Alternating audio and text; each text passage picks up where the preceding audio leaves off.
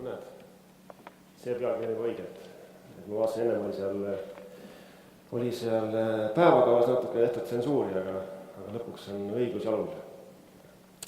Et tere päevast kõigile, minu nimi on siis Marek Koit ja olen seotud Eesti teedemajandusega peamiselt läbi osaühingu Üle ja osaühingu Pigipada ja loomulikult teed selleks on siis sillutanud ka Tallinna Tehnikaülikool, kus ma olen siis õppinud ka teedeehitust. Ja ma tänan kindlasti Maanteeametit, kes kutsus mind siia konverentsile, et teha ettekanne ja ma loodan, et saan selle mulle antud 5 minutiga ilusti oma sõnumi edasi anda, et see ei ole küll pikem kui Aivo tervitus, aga et ettekande mõõtu ikka. Ma ei tee pikka sissejuhatust teemasse, et ma loodan, et enamus teist teavad, et mis asi on Nokia ja mis on selle ajalugu ja tänapäev ja mis on Microsoft selle kõrval ja miks siis Nokia oli sunnitud oma tuntuma tööstusharuga maha müüma Microsoftile. Aga võib-olla, vaatan, kuidas see töötab, või on siis, et natukene ajaloost võib-olla, et Eesti Nokia otsingud, et eks see Nokia juba on siuke nagu devalveerunud sõna väheke või nimetus, aga see oli aastal tegelikult 1999, kui meie tollane Eesti Vabariigi president Lennart Meri siis kutsus ärimehi ettevõtjaid üles osalema siis Eesti oma Nokia otsingutel ja tänaseks on saanud sellest päris siuke mitte tavaline käibefraas, aga siuke, mida nagu sõnastus, mida kasutatakse päris julgelt erinevate uuenduslike, ka vanade, erinevad majandusedu toovate lahenduste leiutiste puhul. Ja mida salata, et juhtus ka niimoodi, et tegelikult siis ka pindamine sattus nimekirja, et kus eelmine aasta siis septembrikuus, kui Aivo Adamson Maanteeameti peadirektorina mainis, et pindamine ongi meie Nokia. Et lause lauseks, kuid mida ma tajun seal taga tegelikult, on see, et see on tunnustus. See on tunnustus tegelikult kõigile Eestis pindamistöödega tegelevatele ettevõtjatele. Et aitäh sulle, Aivo, selle eest, et tegelikult see on väga suur tunnustus. Ja kui ausalt, ega ma ei kujutagi ette, et mis olukorras oleks täna Eesti Vabariigis teed, nende olukord, kui suur auk oleks meie riigieelarves, kui tegelikult me omal ajal ei oleks hakanud kasutama pindamist kui tehnoloogiat. Et see tegelikult on väga suur samm ja olnud meie teel ajaloole. Millest täna siis räägin, et ma ütlesin, ma Nokiast ei räägi ka Microsoftist ja Nokia vahelistest sobingutest, et see selleks, aga ma räägin täna siis pindamisest, räägin seal juures ka pindamisjuhisest, mis tegelikult hiljuti leidis rakendust ja ma räägin tegelikult ka veel performance-based lepingutest, performance-based contracts, ehk siis mõtlesin, et eestikeelne vaste võiks olla tulemustele orienteeritud lepingud Eesti kontekstis. Ja kui edasi minna, siis pindamisjuhis. Et 2014 aastal siis nägi päevavalgust või rakendati pindamisjuhis, mis on tegelikult väga hea nagu töövahend, mõeldud nii töövõtjale kui ka tellijale. Ja paraku, mida ma märkasin, on see, et tegelikult seda ei kasutata. Ja siis uurisin ka erinevalt poolt, et miks see nii on, jõudsin mõningatele järeldustele, et punkt 1, et ei ole aega, et süveneda. Et meil on õhuke riik, ametnikke on vähe, teenistujaid on palju, töö selleks. Ei ole julgust, et teha otsuseid. Ei ole julgust, et otsustada, et võtta riske veel proovimata tehnoloogiatega, mis on tegelikult seal kirjas siis pindamisjuhises. Juhend on liiga innovatiivne, et seal on olemas palju lahendusi, mis tegelikult aitavad säilitada meie katete eluiga, kuid lihtsalt me pole neid varem kasutanud, jällegi tundmatus, ei tea, kuidas töötab. Ja kolmas või neljas juba siis järjekorras, et valitakse kõige optimaalsem tehnoloogia, mis sobitub kõigile pindamise lõikudele. Et see isegi on selline ametlik vastus nagu Maanteeameti poolt, mis ma küsisin ühes hanke olukorras ja ametlik vastus oligi see, et meie valik on see, mis sobitub kõigile pindamise lõikudele optimaalselt. Aga siuke näeb ta välja siis. Ja täna Maanteeamet tegelikult ostab odavat hinda, kuigi tegelikult siin täna kõlas läbi ka, et see on siuke asi, millest tahaks jagu saada vägisi ja ei saa seda jätta nii tulevikus ka, et ostame ainult odavamat hinda. Ja just selle aasta nüüd pindamisjuhise rakendumisel ja nende hangetel ka, mis täna juba olnud on, mõtlesin, ma teen ühe matemaatika, et võtangi selle pindamisjuhise ette, võtan 15 maakonda ja vaatan läbi kõik matemaatika, et mis oleks saanud siis, kui me oleks järginud pindamisjuhist kõikide tehnoloogiate valikul Eesti Vabariigis sel aastal. Oleks saanud sealt tegelikult rahalise kokkuhoiu circa 300 000 eurot. Iseenesest 300 000 eurot, nulle väga palju pole miljonit, aga raha seegi. Et kui tuua nüüd see 300 000 eurot nagu maa peale, siis tegelikult see tähendab 50 kilomeetrit teed. Ja 50 teed, see on tegelikult Tartust Jõgevani, saaks ära pinnata selle raha eest tee Tartust Jõgevani. Et see päris hulk jagu teed saaks ära pinnata ka Tabivere lõigu, mis untsu läks paar aastat tagasi. Aga me läheme rohkem peenustesse, et mõelge nüüd tegelikult, et mis juhtus nagu Nokiaga. Et Nokia tegelikult jäi ajal jalgu kokkuvõttes. Ja tema ainuke ajal jalgu kompetentsi enam polnud, et püsida konkurentsitingimustes. Et mis oli lahendus? Tema lahendus oli see, et tegelikult siis tuli osta sisse kompetentsi. Või vastupidi, tegelikult siis teda osteti ära siis kogenema, targema ettevõtte poolt. Ja võib-olla üks tähelepanek veel, et tuues nüüd sisse siia tänast olukorda meie hankesüsteemis ja lepingusüsteemis, et tegelikult innovatsioon ei tule pastapliiatsist ja koonterlaua tagant. Innovatsioon tuleb kummikutega ja tee pealt.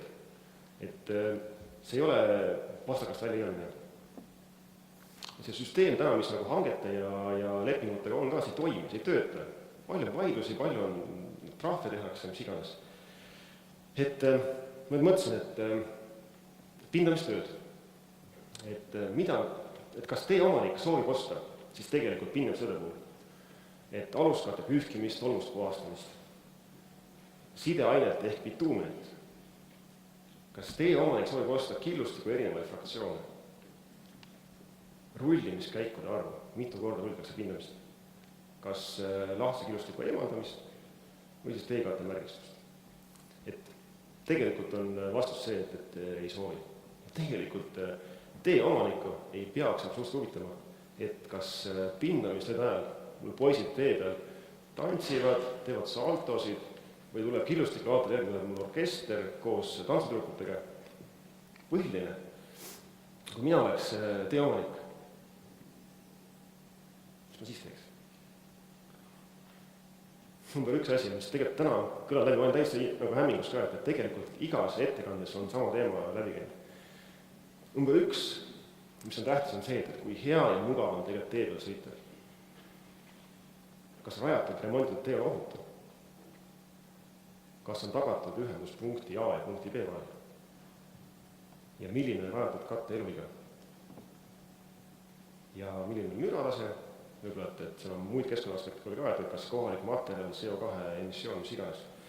Aga esimene, et kui hea ja mugav on tee peal sõita, on puhtalt liikleja kasutusmugavus. Järgmine aspekt on ohutus, jällegi liiklejatele. Ühendus punkti A, B vahel, katte eluiga, majandusaspekt, müra, kõik see on keskkond. Et kas te mõistate seda, et kui suur tegelikult on siin vahe, mida tegelikult täna Maanteeamet kui teeomanik nõuab töövõtjalt, rullimiskäikude arvu, killustiku fraktsioone. Ja mis tegelikult täna teeomanik on lubanud liiklejale, see on kõik siin, mis tegelikult on lubatud. See vahe ongi Maanteeameti puhul nii suur, et siis katta seda riski, võetud vastutust ja kohustust liiklejate ees. Ja teiselt poolt on siis see vahe, et kuidas need omavahel ühendada. Et täna ainuke tööriist on see, et teeme trahve töövõtjale. No see ei ole lahendus. Et tegelikult on see olukord täna ebaõiglane Maanteeameti suhtes, liiklejate suhtes ja ka töövõtjale. Nii ei tohiks olla. Aga mõelge nüüd, mis siis saaks, kui tegelikult viia see ühte punkti, et teie omanik küsib töövõtjalt neid asju. 5 punkti. Ma kujutan ette, et tulemus on see, et Maanteeametil on vähem stressi, sest et tegelikult töövõtja juba peab tegema neid asju, mis on tal endale võetud kohustused. Ja mis juhtub töövõtjaga? Töövõtja olukord on hoopis lihtsam, ta saabki enda potentsiaali rakendada. Ta ei pea jälgima mingit raamatut ja nõuded tagama, kui ta teab tegelikult eesmärk on kõrgemal. Innovatsioon. Ja mis saab liikleja? Liikleja saab kauem kestvad teelõigud, mis vastavad tema ootustele. Noh, win-win-win deal on, et see nagu on rahvast sõprus või kuidas see nimetada. Ja tegelikult on siin ka üks lahendus, mis võiks välja pakkuda, mida Eesti mõistes vist väga vähemalt teedemajandus keegi täna rakendanud ei ole. See ongi tulemustele orienteeritud lepingud, ehk siis performance-based contracts, mis tegelikult on juba ammu olemas, jalgratas on ammu olemas, hüppas adulasse, õpi sõitma, hakka tegema. Et tegelikult juba aastast 90 on ta juba võeti vastuse USA-s, Eesti sai alguse USA kaitsejõudlust. Täna on laialt levinud maailmas erinevates valdkondades, laevandus, tervishoid, transport. Ja just teie omanik on see, kes kehtestab nõuded, millist tulemust ta tahab saada. Ja et kui nüüd selle punktiga edasi minna ja mõelda, et meil on täna pindamine, ta on kitsalt, et räägime pindamisest, siis kuidas seda rakendada näiteks pindamissõida puhul? Et mis oleks need mõõdikud, mida võiks mõõta või toon näiteid, et kindlasti tuleks siin teha mingis komisjon ja asja uurida täpsemalt, aga sest ega mina siin täna ei pane põhja sellele, et näiteks on olemas kattetekstuur, saaks mõõta pindamisel puhul killustusega teada homogeensus, kui kaua praotkattes, teel liiklejate häirimine, ehk siis see, kas sa teed tööd kiiresti, vaeliselt või teed mitu korda, mitmes kiis võib-olla näiteks. Praotkattes on tegelikult eelmine punkt veel see, et kas on lubatud katted või ei ole, on lubatud praoda mitte näiteks, et see on kõik eeltöö, mis võiks pindamise puhul olla. Ja katte eluiga, et kui kaua ette antud parameetrid peavad olema tagatud, kauem kestvad katted, see on täna läbi ka see mitu korda. Ja mis on siis selle performance-based lepingute plussid ja miinused? Et pluss kindlasti saaks olla see, et innovatsioon läheb õigesse kohta. Et kujutage enam olukorda, et see on nagu kaalukategooriate suur vahe, nagu kärbes ja elevant, et tänases lepingute hangete süsteemis on tegelikult võimalik ainult põhimõtteliselt Maanteeametil teha innovatsiooni. Aga nagu ma ütlesin ka, et Maanteeameti puhul näiteks täna see olukord, et innovatsioon ei tule sul pastapiiatsist ja lauajalt. Et tegelikult, kui teha neid lepinguid, rakendada tulemustele orienteeritud lepinguid, et siis tegelikult enam Maanteeamet üksi ei tegele innovatsiooniga. Sul hoobilt on 7-8 ettevõtet, kellel on kogemust, kellel on võimalik teha koostööd ülikoolidega, uuringukeskustega, mis iganes. Ja nad saavad võistelda veel selles innovatsioonis. Kujutage ette, mis võimalus. Siis töövõtjatel tekib rohkem erialast kogemust, läbi selle innovatsiooni, läbi tegemise.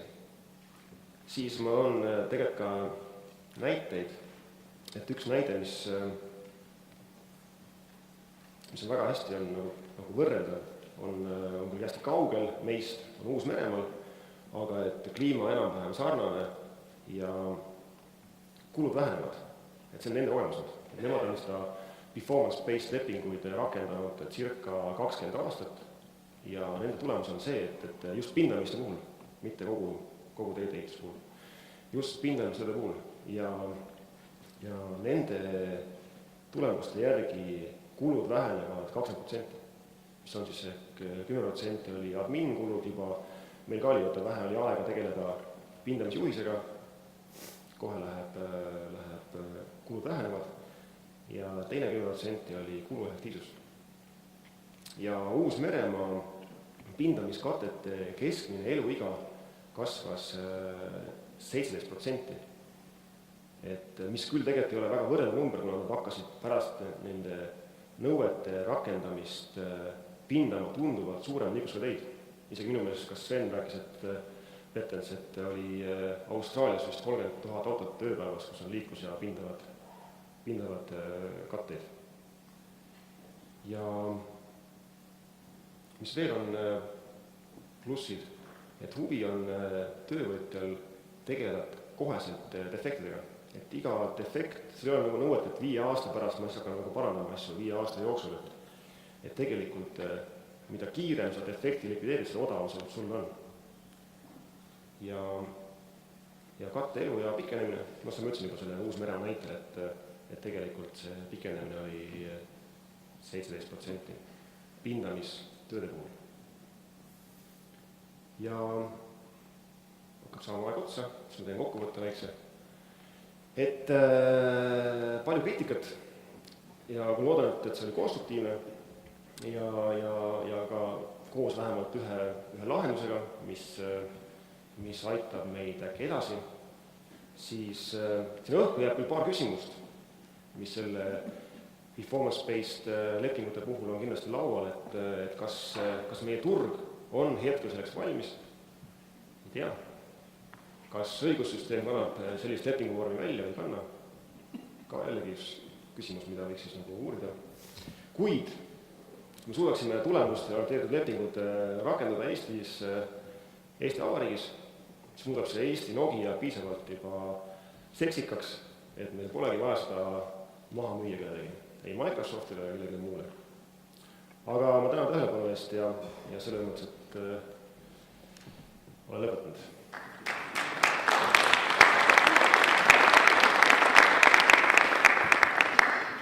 Väga intrigeerivad mõtted ja kõrval peadirektor ütles, et esimene küsija tahab tema olla. Ole hea. Jaa, mina jah. Aitäh, Marek, ja ettekande eest. Mina olen seda 20% nõustunud, mis sa räägid, et need ja me läheme sinna tulemuste peale nende lepingutega ka. Ma parandan ühe vea ära, et see Nokia, sa panid sinna minu pildi, aga meil on üks hea kolleeg, meil on hea meeskonnaliige Kaupo Sirkali, kes ükskord astus mulle tuppa ja ütles, et see on meie Eesti Nokia. Aga kuna me meeskond niimoodi arvab, et see ongi meie Eesti Nokia, siis ma lihtsalt kasutasin selle ära ja ütlesin, et tegelikult selle taga on Kaupo. Aga see selleks.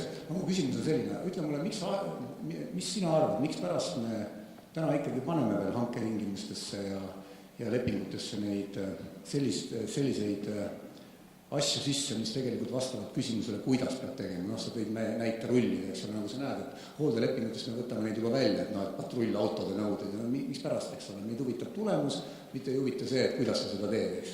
Miks sa arvad, miks see meil siiamaani on nii? No ma arvan, et... Me vaatame mulle, ma ütlen sul veel sõna juurde, et see on nagu meid teatud mõttes, ma vaatan, et me maandame mingeid riske on. No see on see sama, tõin sulle, et sa tegelikult lubanud liiklejatele, et tegelikult kate saab olla hea, sõidetav, ohutu, nii edasi, samas töövõtjad nõuvad ainult rullimise korda arvu, killustikud talle ette, bituumine protsendi asfaldist tegelikult ka, see kõik on ka ette jõudnud, usalduse puudus. Usaldust ei ole.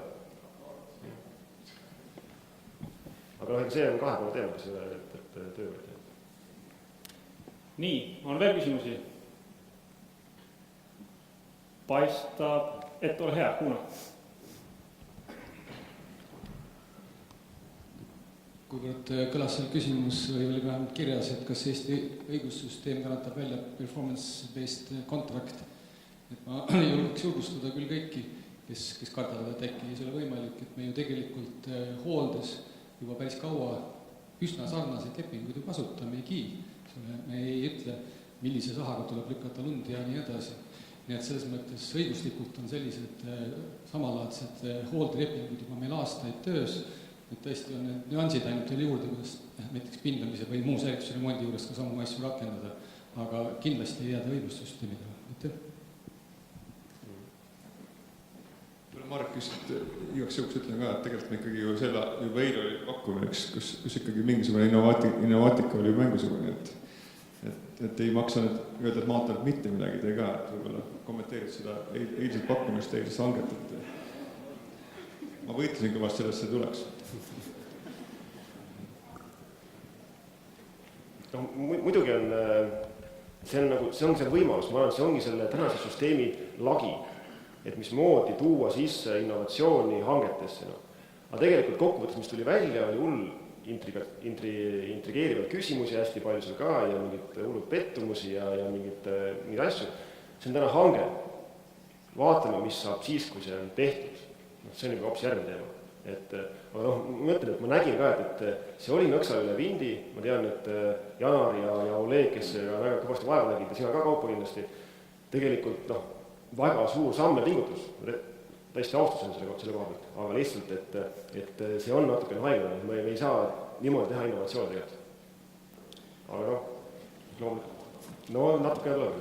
Nii, aitäh, teeme Marekile ühe korraliku aplausi veel, et see innovatsioon ikkagi meile rohkem tuleks. Väikse riigina peame olema hoolikud oma kuludega. Aitäh sulle! Nii.